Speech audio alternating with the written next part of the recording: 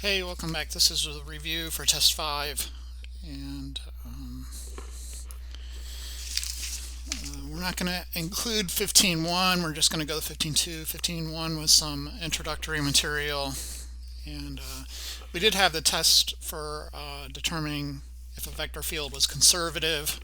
You should also know what that is, of course. So I guess there was two ways.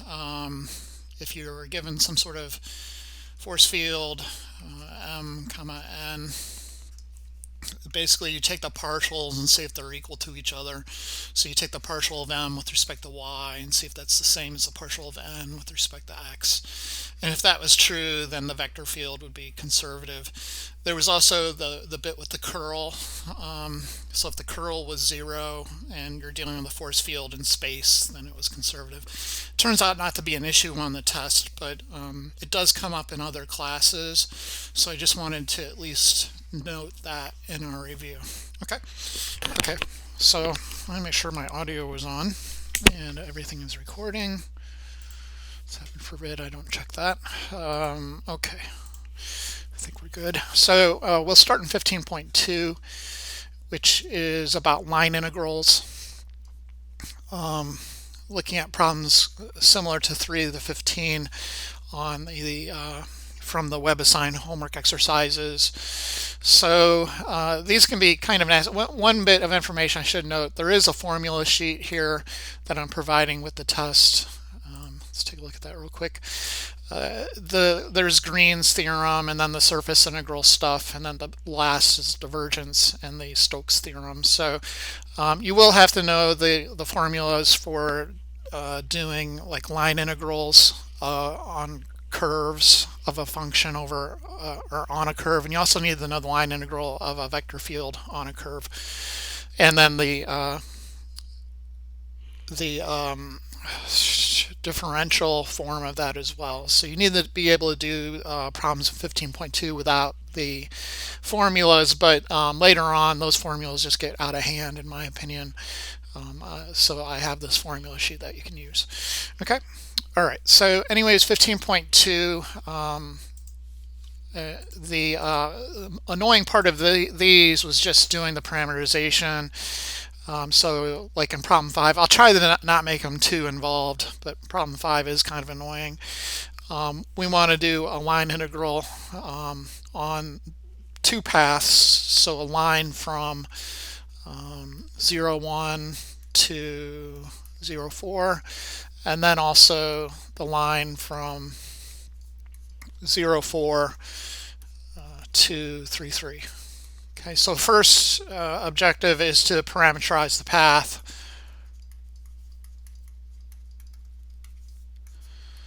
And you have two paths, so the first path, C1, I'll call it, from 0, 1 to 0, 4. And on top of that, they indicate the parameter going from 0 to 3. Okay, so you can just guess your way through these. That's kind of how I did it when I was in your shoes, but anyways, I'll kind of show you the technical way of doing it, the kind of more annoying way, as soon as I fix my chair. I hope it doesn't break apart on me. Okay, so x clearly is just going from 0 to 0. So you could just let x equal 0, and it's no big deal. But y is a little bit different, right? So y of t, we need when, so you could think of them as ordered pairs again. So when t is equal to 0, we want the y coordinate to be 1. And then when t is equal to 3, we want the y coordinate to be 4. Okay, so from here you can get a slope. So the slope will be 4 minus 1, which is 3, all over 3 minus 0, which is 3, so the slope is 1. Then I'll use the first point and the point slope form. So y minus 1 equals 1 times t minus 0. So y equals t plus 1 eventually. Okay. Anyways, there's our first sort of parameterization. R of t equals 0 comma t plus 1. Okay. All right. So the second one, then I need to go from 0, 4 to 3, 3. And now I have to do a little bit more work because now the x of t actually is changing. So it's going from, and my parameter I want this time to go from 3 to 6 for whatever reasons. So I want to go from, and these are tx coordinates now, so I want to go from 3, 0 to 6, 3.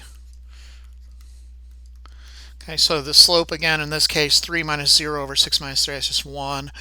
And then I'm going to go x minus 0 equals 1 times t minus 3. So there's my x of t formula. My y of t formula then, I need to go from t is 3, y is 4, to t is 6, y is 3. And then the slope this time a little bit more annoying. 3 minus 4 is -1. 6 minus 3 is of course 3. Y minus 4 equals -1/3 times t minus 3. So y is going to equal -1/3 t plus 1 plus 4, so plus 5. Okay, so I get my second parameterization. R of t is going to be t minus 3, comma, -1/3 t plus 5. Ugh, how annoying, huh? All right, so then they want you to actually evaluate this line integral over this curve. So part B, we're doing, which is number 5, where is it? Even more annoyingly, 4x, the line integral of 4x plus 3 square root y over these curves. Okay, so for this you need 2 line integrals, and you have to know how to do obviously a line integral of a function. So in those cases you need to parameterize the thing. So the deal was you kind of need to rewrite the given function in terms of t. So you have f of x of t comma y of t, and then you need to multiply by this what is basically the magnitude of r, the derivative of r. Okay, so that would be x prime squared plus y prime squared dt. Okay. And again, you know, you're using derivatives parameterized in terms of t. So anyways, let's take a look at that. I'm going to need some derivatives. So I'll go r prime of t equals 0, 1 for the first guy. So the first curve, our integral will become 4 times x. X is just 0, so you don't need to write 4 times 0. Let's not write that. And then plus 3 times the square root of y, which is t plus 1. And then we have the square root of 0 squared plus 1 squared, which is just 1. The square root of 1 is just 1, so I could just write dt.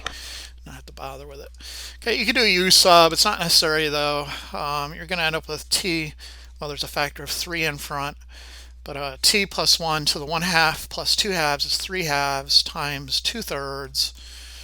And then we want to evaluate on the parameter, which is running from 0 to 3. So I'd end up with 2 times 3 plus 1, 4 to the 3/2 is 8, minus 1 to the 3/2, and this is just going to be 14. So that one works out nice. C2 is a little more annoying though. So let's look at C2. Again, I need the derivative for my integral, so I got 1 comma -1/3, and here we go. So it's going to be 4 times t minus 3, and then plus 3 times the square root of -1/3 t plus 5, and then all of that dt, parameterizing going from 3 to 6. Right, so the first parts I can integrate fairly easily. That's going to be 4t squared over 2, in other words 2t squared minus 12t plus 3 times the integral of this. You'd probably need to think about your u sub. if you do a u sub for that, you're going to get a differential of -1/3, and then reciprocating, you'll get -3 popping out at the end of the day. So the integral will be having a constant of -3 in front. And you can pull that out on top of the 3 that you already have is going to give you a -9, and then we have the -1/3 t plus 5 to the 1/2 plus 1, so that's going to be 3/2 times 2/3 over here, and then we need to evaluate it from 3 to 6, and let's clean it up a little bit. All right, so I got 2t squared. Well, there's not much to clean up, right? This is just this 3 goes into 9 3 times, so this whole thing will become a 6 in front of it.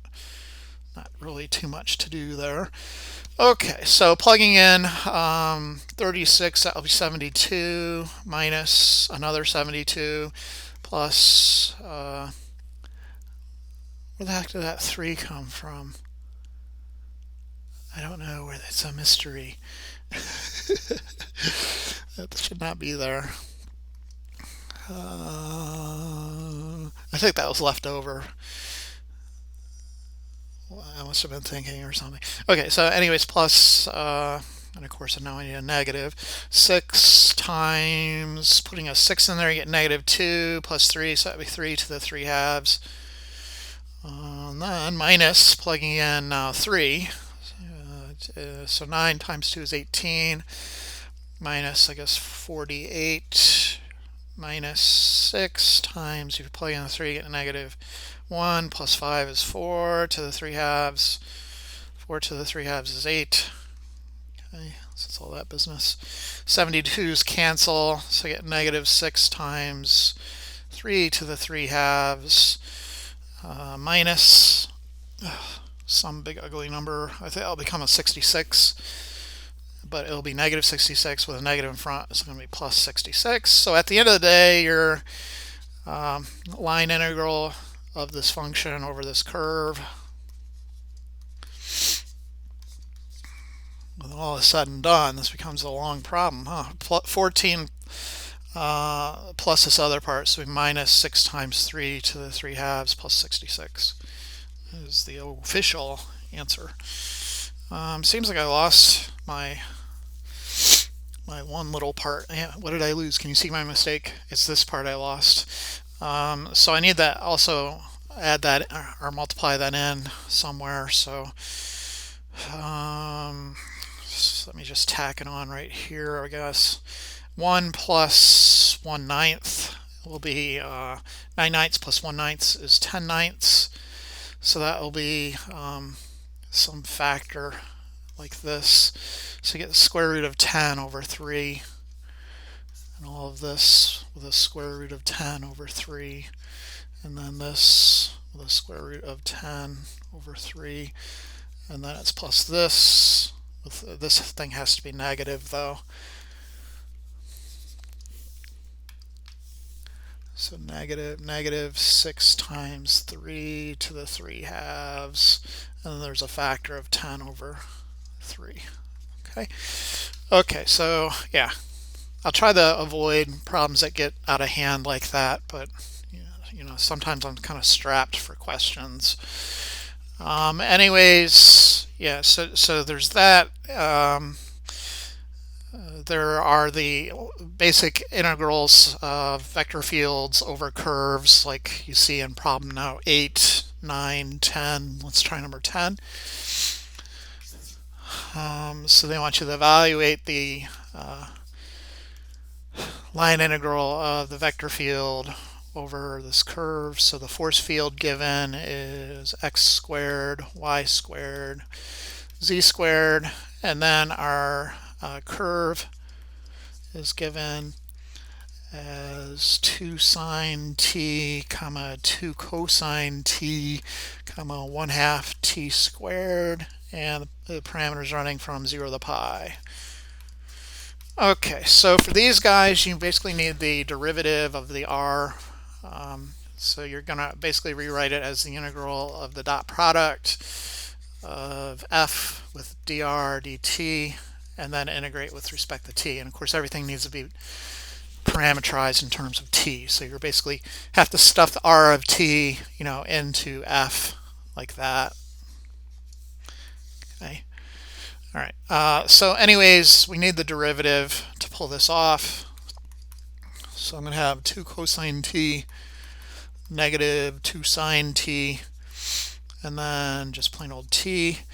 So my line integral will become 4 sine squared t, comma 4 cosine squared t, comma 1/4 t to the 4th, dotted with 2 cosine t negative 2 sine t, and then t dt from 0 to pi. Okay, looks like a little bit of work, but what do we have then? The integral of 4 sine squared t, well, times 2 will be 8 sine squared t cosine t minus 8 cosine squared t sine t, and then plus 1/4 t to the 5th dt. If I have to do some u subs if you want, u here is for sine t, so the differential easily enough is just cosine t dt.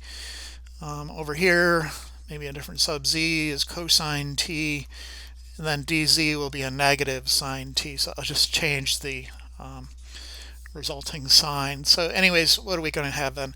So 8 times u cubed over 3, where u is sine, so it would be sine cubed t all over 3, and then minus but become plus because of the differential there.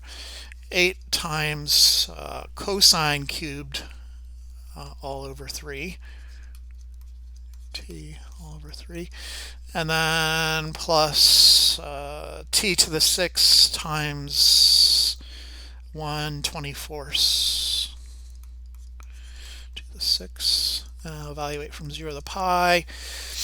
So plugging in pi, the first term is 0, the second term is negative 8/3 plus 1/24 pi to the 6, and then minus, the first term would be 0 again, the second term will be 8/3, and then plus 0. So you're going to end up with a negative 16/3 plus 1/24 pi to the 6. Okay. Alrighty. The last kind of problems in here are the differential forms. Okay, so like problem 13, any of those, 12, 13, 14, 15, any of those are good. Let's try number 13. So I have 2x minus y dx plus x plus 4y dy.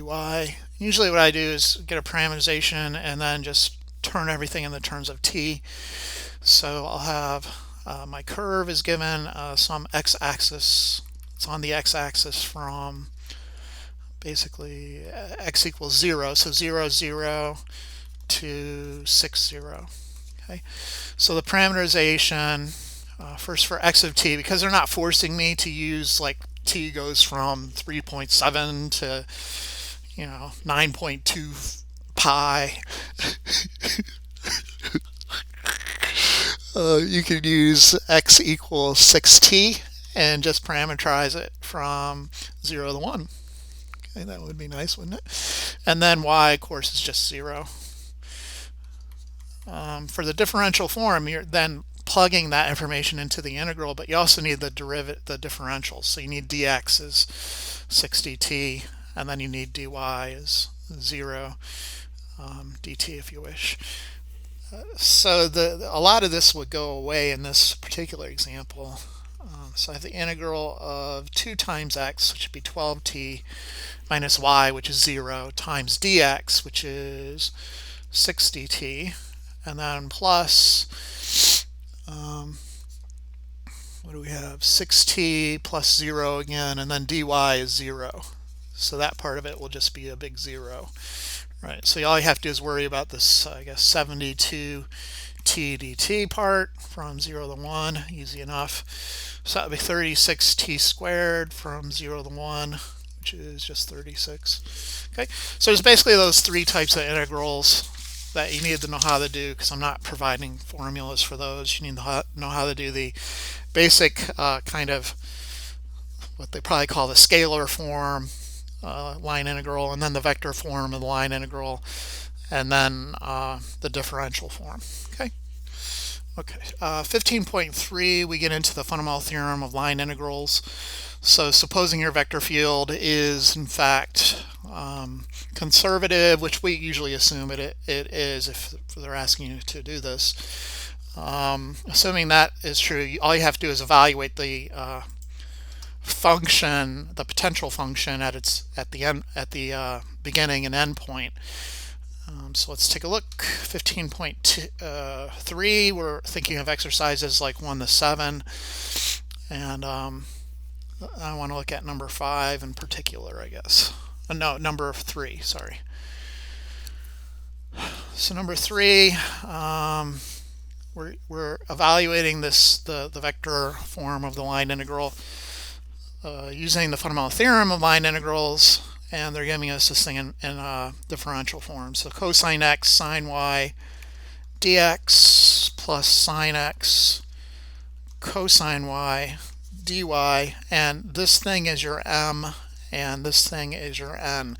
So normally you have to check to make sure it passes kind of the test for conservative functions, or for conservative vector fields rather.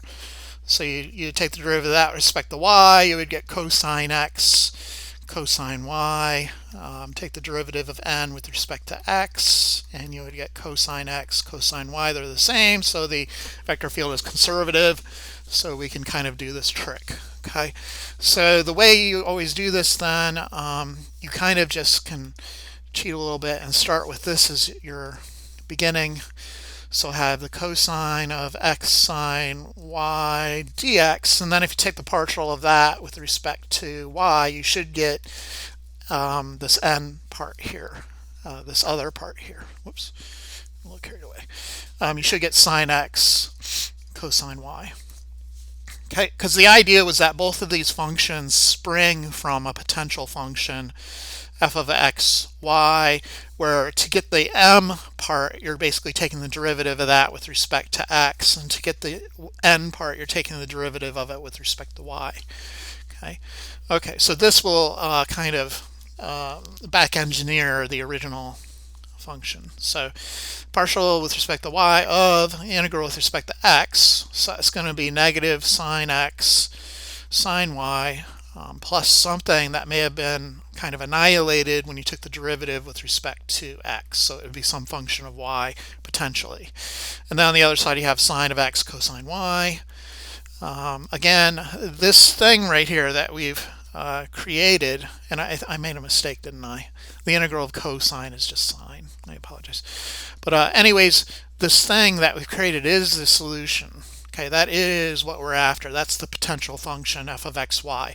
It's just now we have to figure out what that g of y is. And it looks like in this case g of y is just a constant, so it doesn't really matter that much. But taking the partial with respect to y, we would get sine of x cosine y plus g prime of y, and of course that equals sine x cosine y. Those two will cancel. You just get g prime of y equals 0. So g of y would just equal some constant, usually called k. You don't need it because when you do the antiderivative, the constant would cancel out. So we could just write our potential function f of x, y as sine x sine y. If you want plus k, but it's not necessary. Okay. All right. So then to get the answer, all we have to do is evaluate on the endpoints of the line segment we're integrating over. So in the story of the problem here, the question, they're saying you want to integrate from 0, negative pi over to 3 pi over 2, comma pi over 2. Okay. So that's what you do. You plug in the second coordinate first. So I have sine of 3 pi over 2, sine of pi over 2, minus sine of 0, sine of negative pi. Okay. Sine of 3 pi over 2 is -1. Sine of pi over 2 is 1, so you get -1. And then sine of 0 is just 0, so -1 minus 0, the answer is -1. Okay. All right, so make sure you can do that retrieval process, and then it's simple from there, but that's pretty much all there is. What else did we do in that section? Basically said, if you know it's conservative and you know the curve you're integrating over is closed, you know that the line integral is just going to be 0. Okay, so if somebody gave you some crazy curve like part C in problem 7, you don't have to go through parameterize all 4 curves, integrate 4 times. No, you can just say it's 0. Okay, so that's kind of the main point. Or you can integrate over some other. If somebody gives you some weird curve like this in part B, you could just integrate over the line from -3 to 3 and not have to worry about square roots or doing a polar coordinates conversion. Okay, so good stuff. Anyways, 15.4 then gets us to Green's theorem. I look at Green's theorem as mostly just like a conversion formula at this point. So anyways, 15.4. This is one of the formulas I do provide you with, so you don't have to worry too much about memorizing here. You just have to remember, whoops, maybe we went to 15.5, 15.4. Green's theorem. Okay, yeah, so use Green's theorem to evaluate the line integral, and I'll be writing the question the same way as the question's written here, so you should be able to do this quite easily. Let's look at number 5 and try that guy. So basically the idea of a line integral is you can turn a line integral into a double integral. Okay, so you can do something with regards to the area, and that will be equivalent to you doing something with regards to the sort of the boundary of the area that you're dealing with. We even later then used integrals to find area, line integrals. You could use a line integral to find the area of a region. But I'm not going to include those. I think those are more, in my opinion, kind of like party tricks. So I'll just focus on using this to evaluate line integrals. So here we go. Number 5, the boundary is this annoying region. So normally you would have to do 3 separate integrals here, and thus the power of Green's theorem, right? You could just do a double integral over this region. So anyways, what is the region? Y equals 0 is the x-axis, x equals 25 is some vertical line out here, and then y equals square root of x is something like that. Okay, so we're integrating over this region on our double integral then, and we have the, if you remember what the stupid formula was, where are you? Okay, so it's this is m again, and this is n. So we need the partial of n with respect to x, so that's going to be y, and then minus the partial of m with respect to y, so that'd be minus 2y dA, which will do dy dx. So our Riemann man is in this orientation, and we're going to go curve the curve, y equals 0 to y equals square root x, and then point the point, 0 to 25, right? 0 square root x, and then 0 to 25. Okay, so this integral becomes pretty simple then. One heck of a lot easier than doing 3 separate line integrals, which is the point of Green's theorem. So I have negative y dy dx. That'll be factoring out negative 1/2. We'll have y squared from 0 to square root x dx, and that'll be negative 1/2 integral. The square root of x squared is just x, and then dx, so apparently negative 1/4 x squared on this integral, which seems like I made a mistake somewhere, but no, I didn't. So this will be from 0 to 25, and then substituting in 25, I think that's 625, so negative 625 over 4, I think is the answer. 625, yeah, that's right there. Okay, you can also use these things then if they ask you to calculate work. Clearly the line integral can be always kind of thought of as the integral of the dot product of the force vector with the tangent vector ds, right? So that would be like your work integral. But if you just rewrite that, what do you get? Well, you get this times r prime of t divided by the magnitude of r prime of t, and then times ds. But if you think about what ds is, that's the derivative of our arc length integral, right? So s, the arc length integral, would have been the square root of x prime squared plus y prime squared dt, which is just the integral of the magnitude of r prime of t dt. So if you take the derivative of s, that's equal to the magnitude of r prime of t dt. So this integral becomes our famous vector integral, the line integral vector form, f dot dr. Okay. Right. So whenever you do basically this line integral of a vector field over a curve, you're doing a work integral. And so you see problems like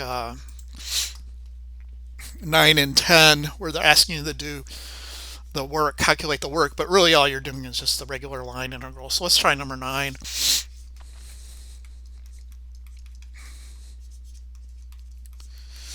Okay, so calculate work. And I got number 9.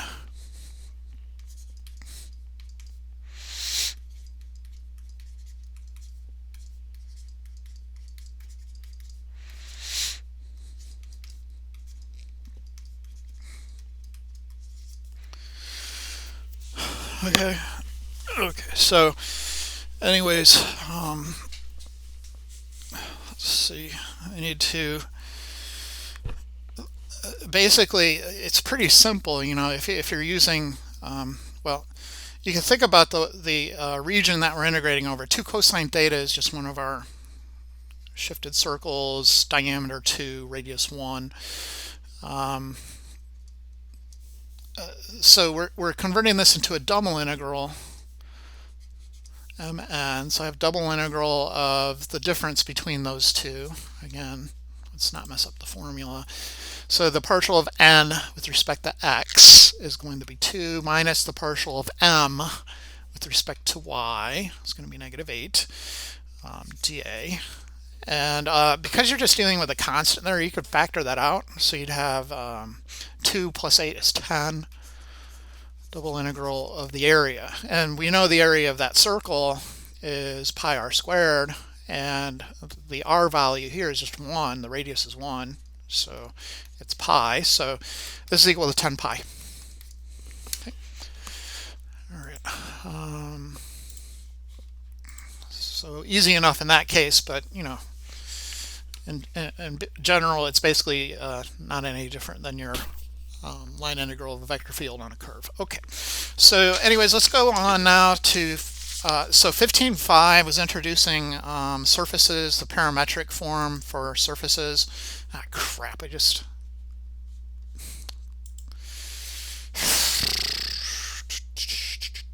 clicked out. I didn't want to do that. So where we are, 15.5 then.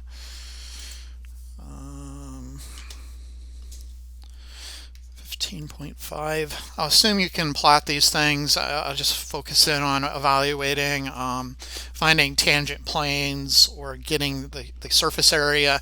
And that all comes down to these cross products now. So if you look at the surface integrals in parametric form to find the surface area, you could just let your function to equal 1 and basically just integrate the magnitude of the cross product. If you need to know the tangent plane, you get the cross product and then use that as kind of your normal vector. There was only like one tangent plane problem in the homework, so that was number 12. So I'll probably focus more in on finding surface area, like number 13. I have r of uv equaling 4u minus v, and then I'm the u axis, I'm going from 0 to 1, and on the v axis I'm going from 0 to 2. Okay, so I need r sub u, the derivative r with respect to u, so that's going to be 4 comma 0 0, and the derivative r with respect to v, that's going to be 0 negative 1 1, and then I need the cross product of that,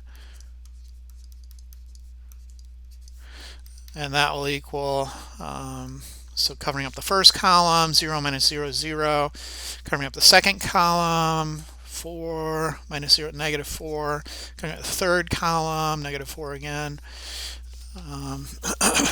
Then I need to plop that into my surface integral. So as mentioned, you basically just use that surface integral formula with the function equaling to 1. Right, and so you're just taking the double integral of the magnitude of the cross product. So the magnitude of that cross product is going to be 16 plus 16, which is 32. And then I'm integrating over this region in the UV plane, going from u equals 0 to 1, and then from v equals 0 to 2. So I could go double integral u, or I guess v would be more standard, u to the 2, and then it won't matter which way you do it though. Square root of 32, as long as you get the stuff in the right order. So I did v first, dv, and then du.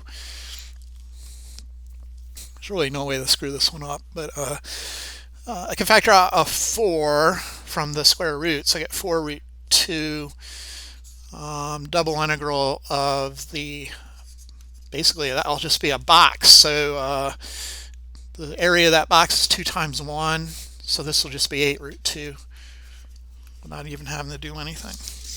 Isn't that nice? Yeah, so that's pretty much all there is to that. Just integrating the cross product over a region in the UV plane. Let's move on then to the next section, 15.6. So 15.6 was the actual surface integrals, technically surface integrals, not just finding surface area, but you have that function attached at every tangent, a sort of mini tangent plane, and you're summing all that stuff up.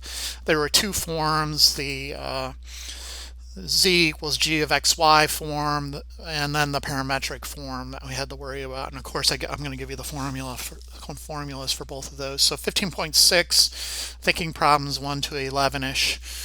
So let's dive right in.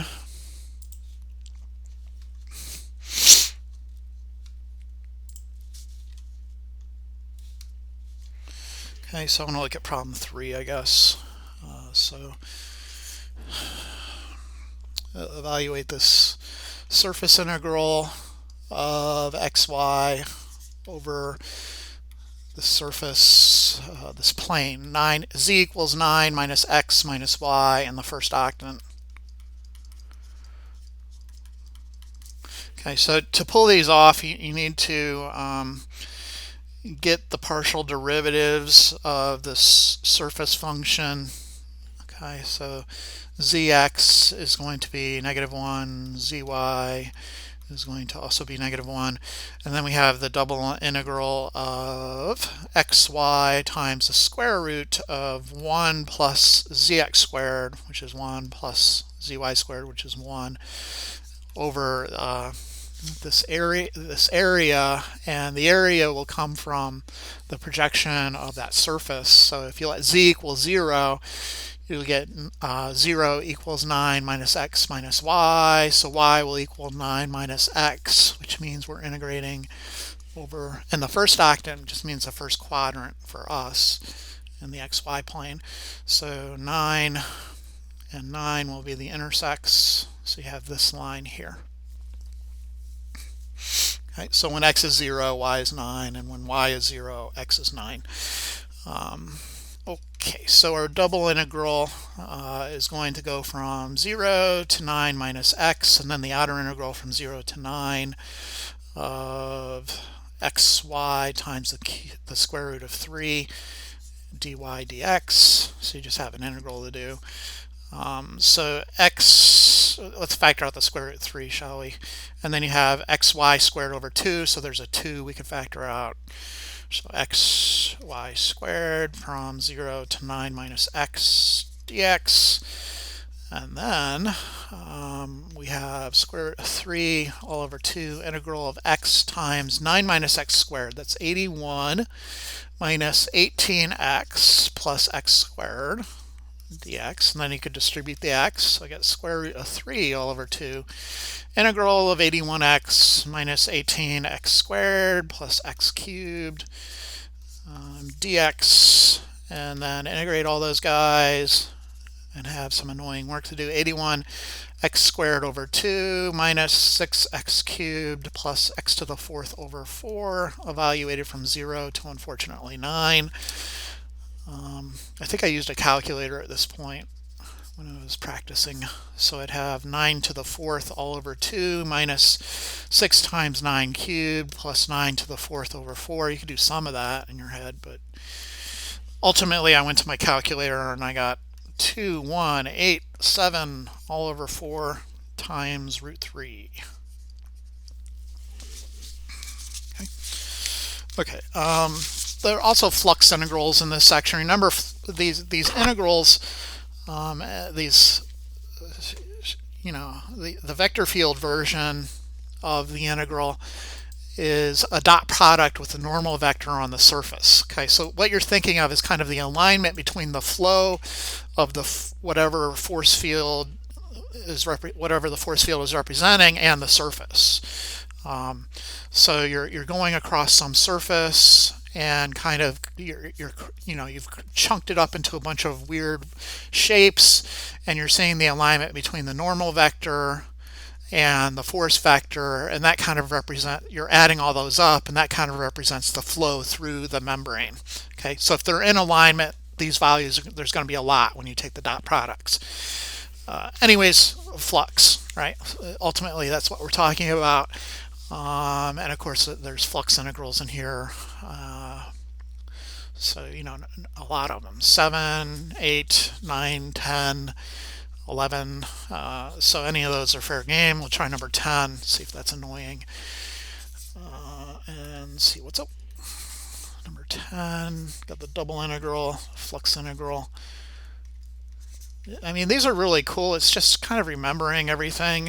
Once you get through the theory, it's just kind of plug and chug. But I think the theory is really awesome to think about what you're doing with these integrals. And I don't know. It's always going to be an upward unit normal vector, so I'm not going to worry too much about that issue. So anyways, the force field here for -3, 5. The surface we're dealing with z is x squared plus y squared. Then we have x squared plus, over the region, x squared plus y squared less than or equal to 25. And for these guys, you want to rewrite your z to get the normal vector. So z minus, for the upward unit normal vector, it's like this. And so you don't really need that formula with the negatives, because this will encode it once you get your gradient or your normal vector. So the gradient, and you would call this your g of x, y, z, right?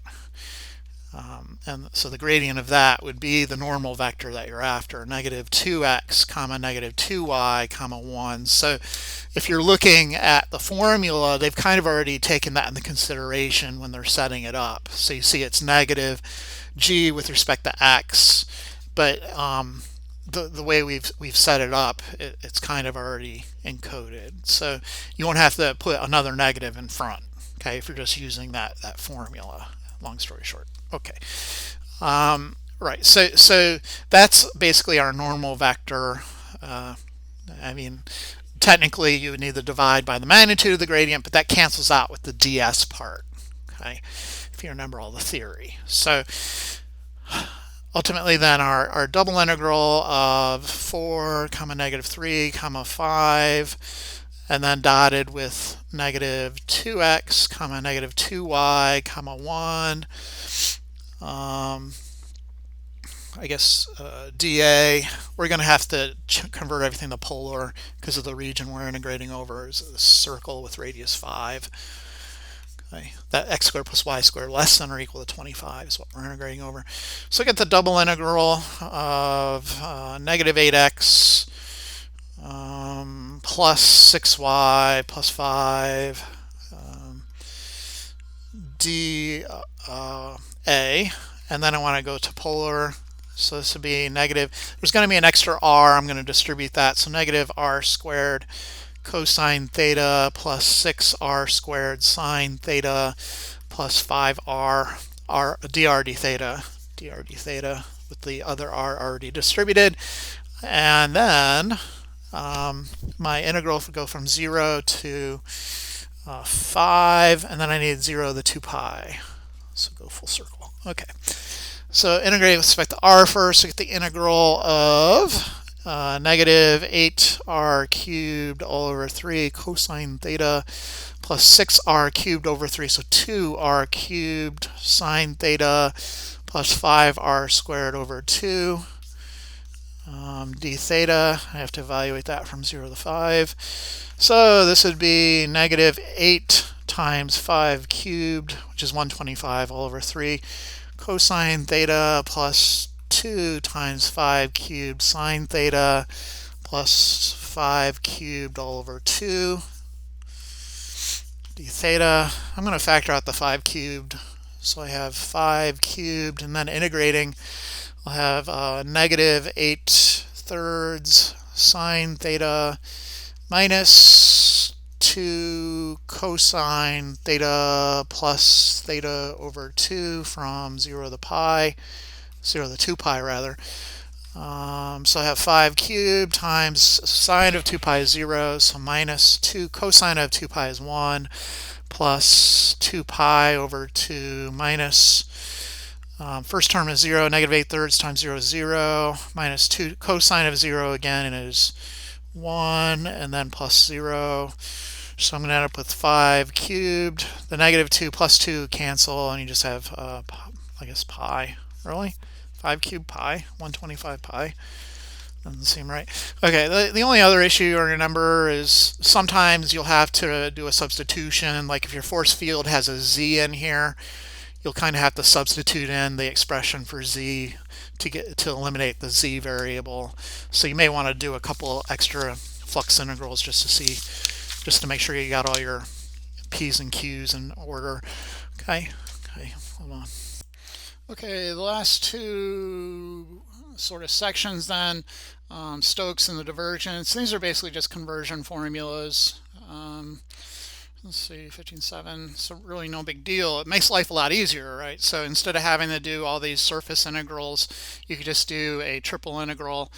And then for the Stokes theorem, it kind of turns the boundary integral into some sort of or a line integral into a double integral. Okay, so again, I'll give you the equations for these, so that it shouldn't be too painful. The big punchline of chapter 15 was the physical interpretation of divergence and curl. So divergence being kind of a measure at a point of the sort of flow inwards or flow outwards, and then the curl would be kind of the flow around a normal vector. Okay, so anyways, without further ado, 15.7, I'll be looking at questions like 1 to 8, and basically using a triple integral to figure out a flux integral. Okay, so let's look at 15.7, and I want to look at number 4, I think. Okay, so number 4, use a divergence theorem to evaluate that surface integral and find the outward flux through the surface. So our force field is xy, yz, negative yz, and then our surface is this z, and it has to be a bounded surface, right? So z equals a squared minus x squared minus y squared, and then z equals 0. Usually you'd have to do 2 surface integrals, but this will take that surface integral and turn it into an integral of volume, right? This triple integral here that you see to the right. So let's try that. In order to pull that off, I'm going to need that normal vector. No, you don't even need that. You just need the partials, and then you integrate over this object. So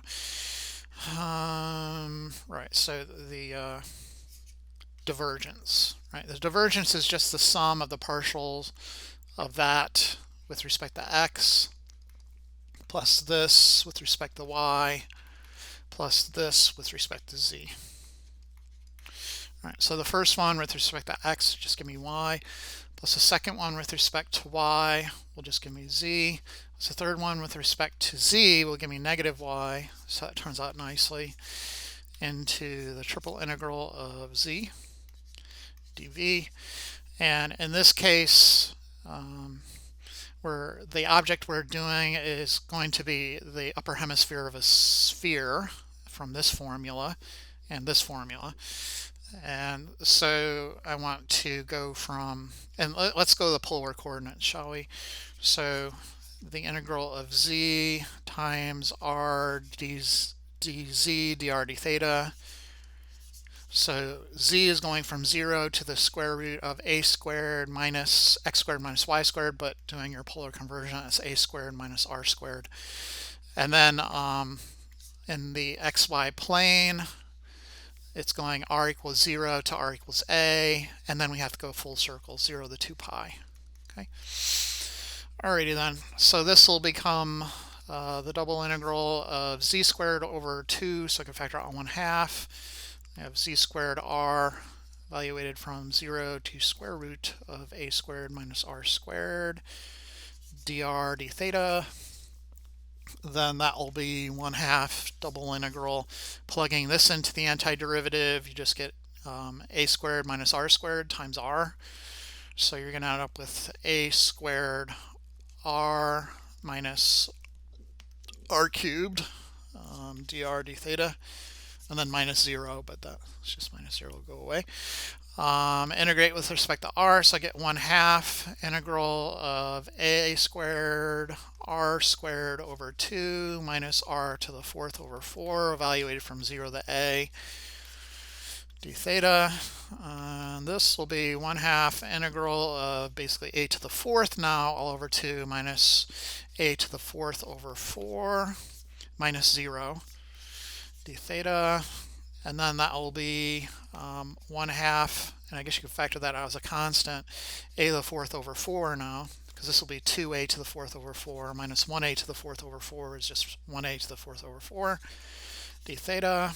So this will be a to the 4th over 8 times theta from 0 to 2 pi. And of course that will just be a to the 4th pi all over 4. Okay. All right, so that's the divergence theorem. Then Stokes, finally, you're basically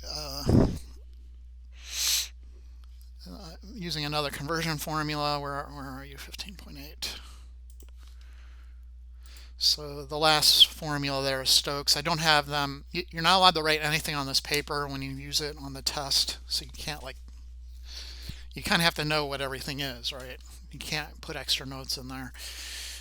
Anyways, 15.8, we're using Stokes to evaluate these line integrals of vector fields on curves.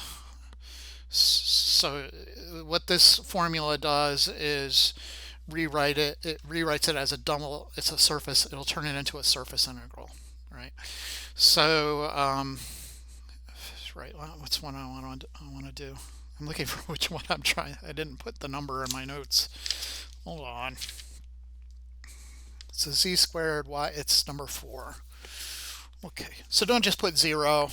Honestly, don't do that to me. I'll give you a plus 0. You do that, you get a plus 0. All right. So, anyways, the force field here is z squared y and then z, and then our surface we're going to integrate on. Z equals the square root of 25 minus x squared minus y squared. I'm going to have to rewrite this because we're going to be dealing with normal vectors. So you kind of need a gradient of that g thing, g of x, y, z. So in this case, I'm going to rewrite my, well, yes, don't even need that because ultimately you just need the curl, right? so I don't have to get crazy with this. Well, maybe I will, but we'll see. No, I do need a normal vector, so sorry.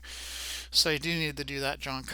So this will be z minus the square root of 25 minus x squared minus y squared. So that'd be my g of x, y, z thing. And then I need the sort of the gradient of that to make all this junk work. So the gradient of g, and again, it's the gradient will already encode the negative portions, so you don't have to worry about like making portions negative like you see in the. Okay, so anyways, this will be what? So let me think about what this thing is. Let me rewrite it. Z minus 25 minus x squared minus y squared to the 1/2. So you have a negative in front. Power rule 1/2. 25 minus x squared minus y squared to the 1/2 minus 1/2 is negative 1/2, and then chain rule it times a negative 2x. The y coordinate will be exactly the same except with a y in the numerator now, so you'd have y all over the square root of 25 minus x squared minus y squared. And then of course you just have 1 from the z. So that will be our normal vector. I need the curl of f, so you got to remember how to figure out curl, because I'm not giving you that equation either. That will be I, J, K. So it's a little like divergence, but you use a determinant in figuring out. So partial x, partial y, partial z. And then we got to go z squared, y, and z. And so coming up with the first column, you get the partial of z with respect to y is 0. Partial of y with respect to z is 0. And then minus, cover the second column, partial of z with respect to x is 0. Partial of z with respect to, partial of z squared with respect to z. Of course, we have a minus sitting in front of it. That'd be 2z. And then the third component, cover up the third column, partial of y with respect to x is 0, partial of z squared with respect to y is 0. So you're just getting 0, 2z, 0 for your curl. Then you could go to your double integral, and it's the dot product of the curl, which is 0. And of course you need to rewrite z as square root 25 minus x squared minus y squared. And then 0 dotted with our gradient up there. So that thing is x all over the square root of 25 minus x squared minus y squared, comma y all over square root 25 minus x squared minus y squared, comma 1, and then dA, or ds rather. Then this will become the double integral of, well, now the way we've written it, it's dA, so it is a dA at this point. So it'll be doing the dot product, 0 plus this times this will just give me 2y, thankfully, and then plus 0. dA, and because it looks like this region is, I'm going to be integrating over, well, the surface is a semicircle, right? Let's make sure there's no other important information in the problem.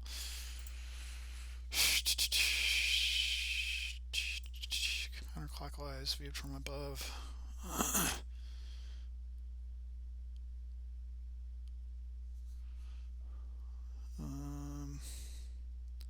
No, I think we're good. I'm probably going to go polar. That's kind of the thing.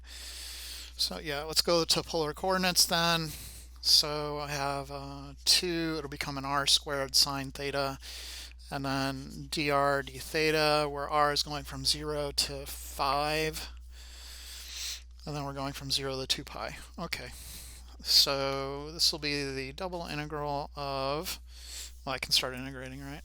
So it'll be with respect to r, see r cubed over 3, so I can factor a 2/3, and then r cubed, plugging in 5, it'll be 125, and then I have the integral of sine theta d theta, And then that would be, I guess, 250 thirds times the antiderivative sign is negative cosine theta.